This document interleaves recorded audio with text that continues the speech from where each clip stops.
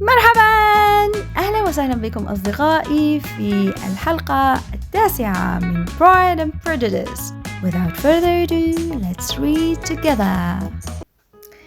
It is a pity that great ladies in general are not more like her.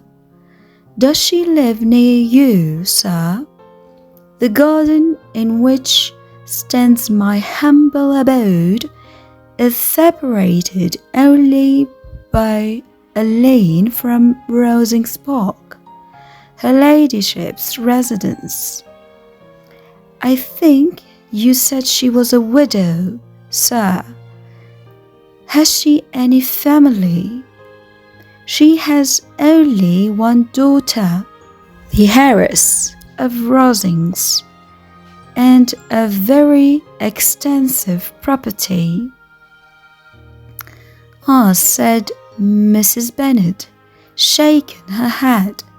Then she is better off than many girls. And what sort of young lady is she? Is she handsome? She is a most charming young lady indeed. Lady Catherine herself says that. In point of true beauty, Mr. Berg is far superior to the handsomest of her sex, because there is that in her features which marks the young lady of distinguished birth. She is unfortunately of a sickly constitution, which has prevented her from making that progress in many accomplishments which she could not have otherwise failed of, as I am informed by the lady who superintended her education, and who still resides with them. But she is perfectly amiable, and often condescends to drive by my humble abode in her little phaeton and ponies. Has she been presented? I do not remember her name among the ladies at court. Her indifferent state of health unhappily prevents her being in town, and by that means, as I told Lady Catherine one day, has deprived the British court of its brightest ornament.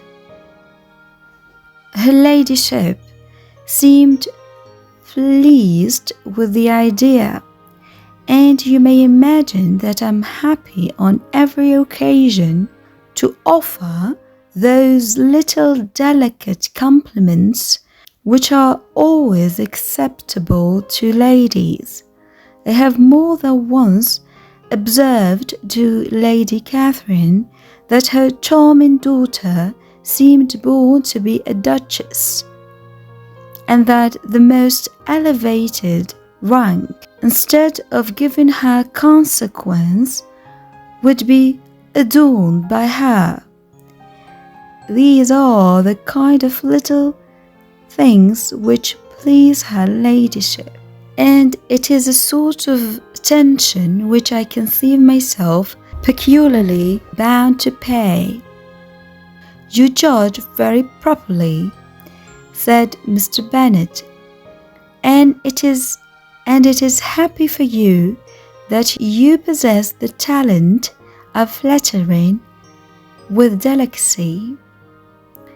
May I ask whether these pleasing attentions proceed from the impulse of the moment, or are the result of previous study?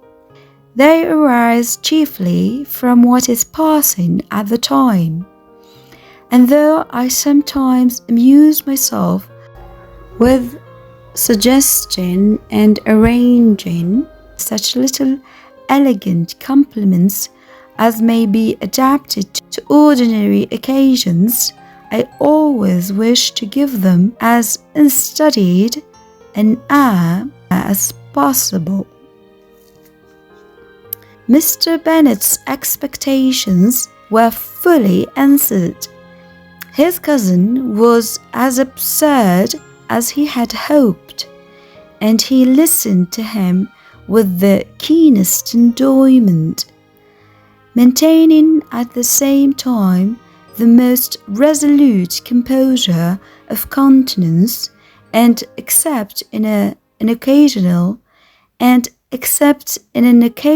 glance at Elizabeth, requiring no partner in his pleasure. By tea time, however, the dose had been enough, and Mr. Bennet was glad to take his guest into the drawing-room again, and when tea was over, glad to invite him to read aloud to the ladies. Mr. Collins readily assented, and a book was produced.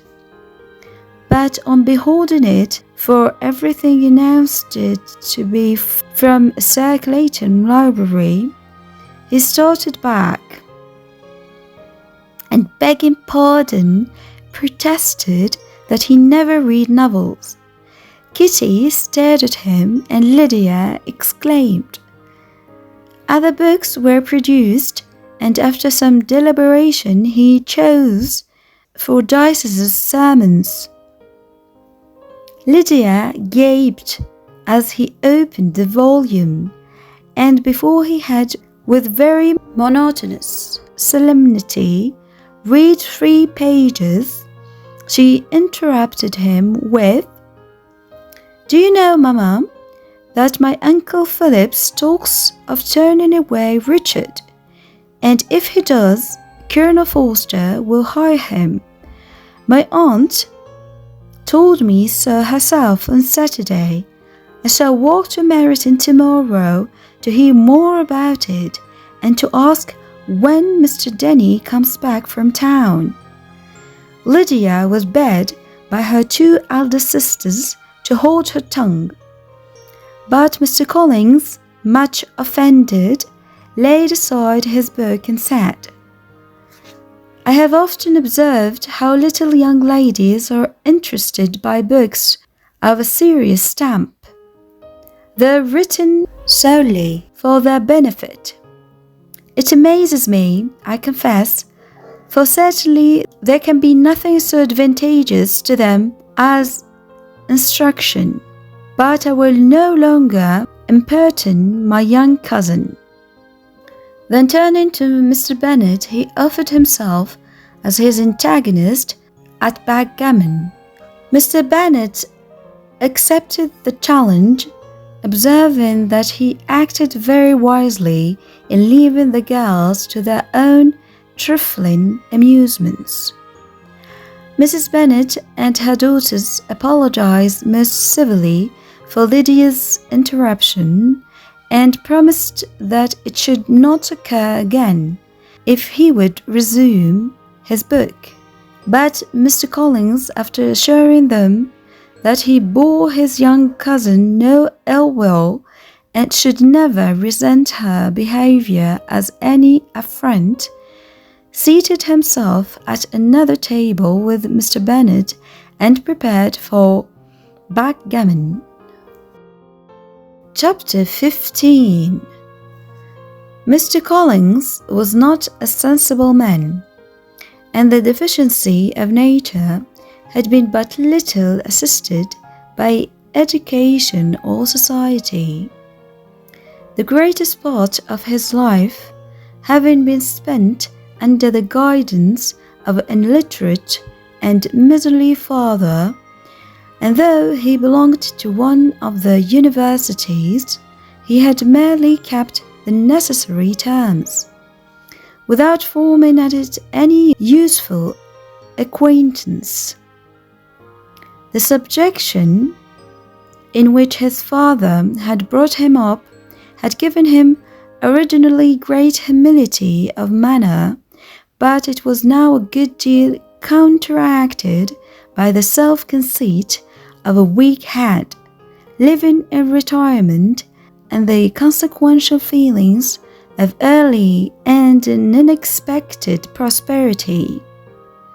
A fortunate chance had recommended him to Lady Catherine de Bourgh when the living of Hansford was vacant, and the respect which he felt for her high rank and his veneration for her as his patroness, mingling with a very good opinion of himself, of his authority as a clergyman, and his right as a rector, made him altogether a mixture of pride and obsequiousness, self-importance and humility.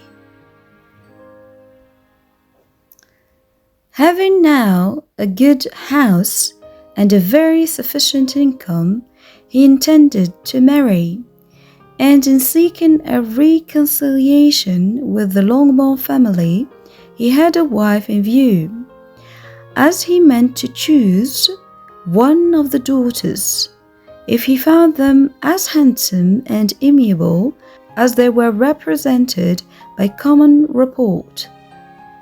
This was his plan of amends, of atonement, for inheriting their father's estate, and he thought it an excellent one, full of eligibility and suitableness, and excessively generous and disinterested on his own part. His plan did not vary on seeing them. Miss Bennet's lovely face confirmed his views and established all his strictest notions of what was due to seniority, and for the first evening she was his settled choice. The next morning, however, made an alteration, for in a quarter of hour's tete-a-tete with Mrs. Bennet before breakfast, a conversation beginning with his parsonage house and leading naturally to avowal of his hopes that a mistress might be found for it at Longbourn, produced from her, amid very complacent smiles and general encouragement, a caution against the very Jane he had fixed on. As to her younger daughters, she could not take upon her to say, she could not positively answer, but she did not know of any prepossession. Her eldest daughter, she must just mention, she felt it incumbent on her to hint, was likely to be very soon engaged. Mr. Collins had only to change from Jane to Elizabeth, and it was soon done while Mrs. Bennet was stirring the fire. Elizabeth, equally next to Jane in birth and beauty, succeeded her, of course. Mrs. Bennet treasured up the hint, and trusted that she might soon have 2 daughters married, and the man whom she could not bear to speak of the day before was now high in her good graces. Lydia's intention of walking to Meryton was not forgotten. Every sister except Mary agreed to go with her, and Mr. Collins was to attend them, at the request of Mr. Bennet, who was most anxious to get rid of him and have his library to himself. For thither Mr. Collins had followed him after breakfast, and there he would continue, nominally engaged with one of the largest folios in the collection, but really talking to Mr. Bennet with little cessation of his house and garden at Hansford. Such doings discomposed Mr. Bennet exceedingly. In his library he had been always sure of leisure and tranquillity, and though prepared, as he told Elizabeth, to meet with folly and conceit in every other room of the house, he was used to be free from them there, His civility, therefore, was most prompt in inviting Mr. Collins to join his daughters in their walk. And Mr. Collins, being in fact much better fitted for a walker than a reader, was extremely pleased to close his large book and go. In pompous nothings on his side, and civil assents on that of his cousins, their time passed till they entered Meryton. The attention of the younger ones was then no longer to be gained by him. Their eyes were immediately wandering up in the street in quest of the officers, and nothing less than a very smart bonnet, indeed a really new muslin in a shop window, could recall them. But the attention of every lady was soon caught by a young man whom they had never seen before, of most gentlemanlike appearance, walking with another officer of the other side of the way. The officer was the very Mr. Denny concerning whose return from London Lydia came to inquire, and he bowed as they passed. All were struck with the stranger's air. All wondered who he could be, and Kitty and Lydia, determined, if possible, to find out, led the way across the street, under pretence of wanting something in an opposite shop, and fortunately had just gained the pavement when the two gentlemen, turning back, had reached the same spot. Mr. Denny addressed them directly and entreated permission to introduce his friend, Mr. Wickham, who had returned with him the day before from town, and he was happy to say had accepted a commission in their corps. This was exactly as it should be, for the young man wanted only regimentals to make him completely charming. His appearance was greatly in his favour. He had all the best part of beauty, a fine countenance, a good figure, and very pleasing address. The introduction was followed up on his side by a happy readiness of conversation, a readiness at the same time perfectly correct and unassuming. The whole party were still standing and talking together very agreeably when the sound of horses drew their notice, and Darcy and Bingley were seen riding down the street. On distinguishing the ladies of the group, the two gentlemen came directly towards them and began the usual civilities. Bingley was the principal spokesman, and Miss Bennet the principal object. He was then, he said, on his way to Longbourn on purpose to inquire after her. Mr. Darcy corroborated it with a bow, and was beginning to determine not to fix his eyes on Elizabeth, when they were suddenly arrested by the sight of the stranger, and Elizabeth, happening to see the countenance of both as they looked at each other, was all astonishment at the effect of the meeting. Both changed colour, one looked white and the other red. Mr. Wickham, after a few moments, touched his hat,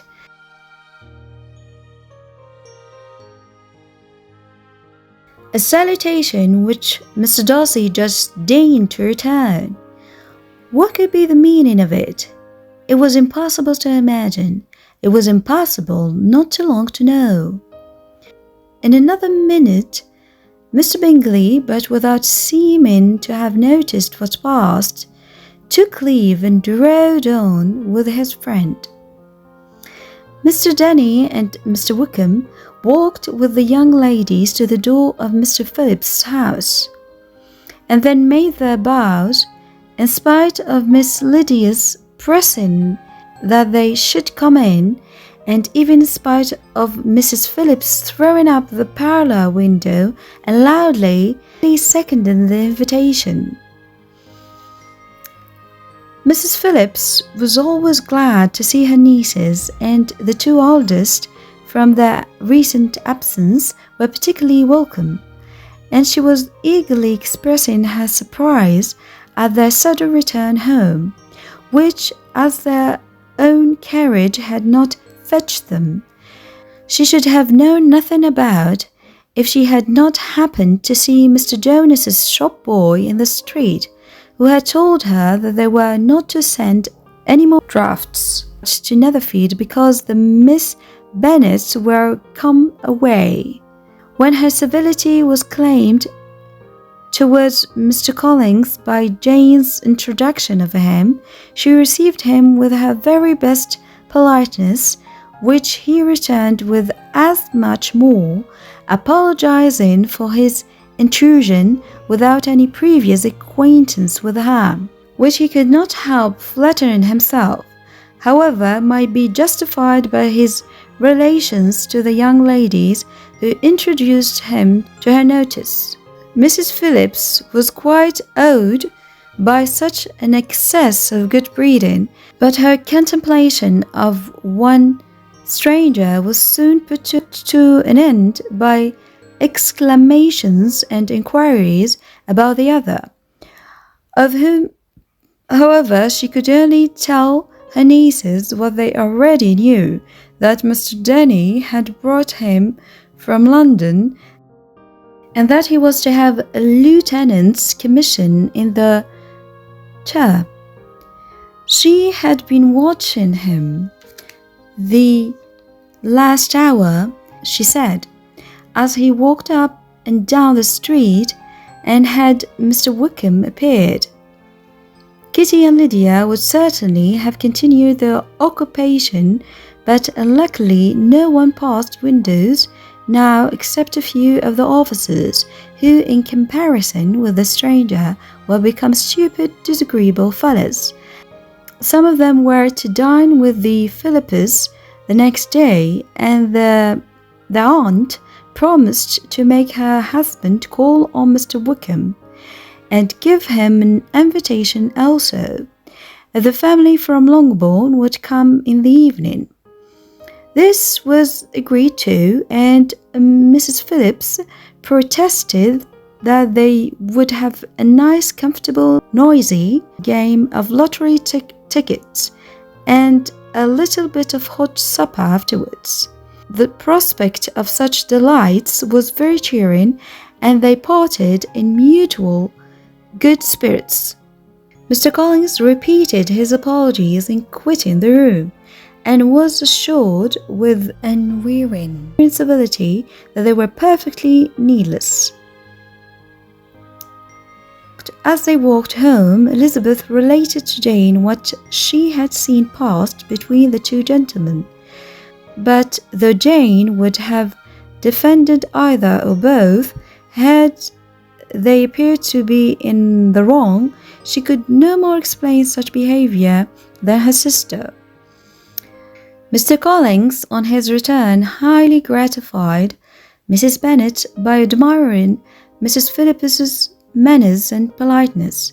He protested that, except Lady Catherine and her daughter, he had never seen a more elegant woman, for she had not only received him with the utmost civility, but even pointedly included him in her invitation for the next evening, although utterly unknown to her before. Something, he supposed, might be attributed to his connection with them, but yet he had never met with so much attention in the whole course of his life. والآن أصدقائي إلى الملخص. قررت بنات بنت أن يزورن السيدة والسيد فيليبس أقربائهم في ميرتون، واصطحبنا السيد كولينز معهن. وعندما وصلوا إلى وجهتهم لمحت ليديا وماري السيد داني ومعه قائد آخر لم يستطعنا التعرف عليه، ولكنه كان لا شك وسيما وبهي الطلة، فقررتا متحججتين برؤية شيء مميز في محل في الجهة المقابلة من الطريق التوجه في اتجاه الفارسين. السيد داني تعرف عليهن وقدم السيد ويكم لهن، فهذا الأخير انضم مؤخرا لفوجهم المستقر بالقرب من مارتن، وها هم يتبادلون أطراف الحديث حتى مر السيد بينغلي والسيد دارسي بالقرب منهم، وما إن وقعت عينا السيد ويكم على السيد دارسي حتى تغيرت ملامح كليهما. لم يفت ذلك إليزابيث، فهي شعرت أن شيئا لم يكن على ما يرام بين هذين الرجلين. السيد بينغلي بدوره عندما رأى السيد ويكم اعتذر من سيدات بنت وضيفهن وانصرف هو وصديقه. وصل البقية إلى بيت السيد والسيدة فيليبس، حيث أصرت ليديا على القائدين أن يدخلا معهم المنزل، ما أيدته السيدة فيليبس بدعوتها لهما هي أيضا، لكن السيدان اعتذرا. كان استقبال السيدة فيليبس للسيد كولينغز حارا وفي قمة اللطف، مما جعل السيد كولينغز يشعر بالغبطة والسرور، فهي لم تكتفي بالترحيب به، بل ودعته لحفلة صغيرة في منزلها في المساء التالي. في طريق العودة إلى لونغبورن أخبرت ليزي جين أختها بما لاحظته عندما التقى السيد دارسي والسيد ويكم، ولكن كلتاهما لم تجد تفسيرا لغرابة الموقف. كان هذا أصدقائي ملخص هذه الحلقة. Until I see you next time, take care and bye bye.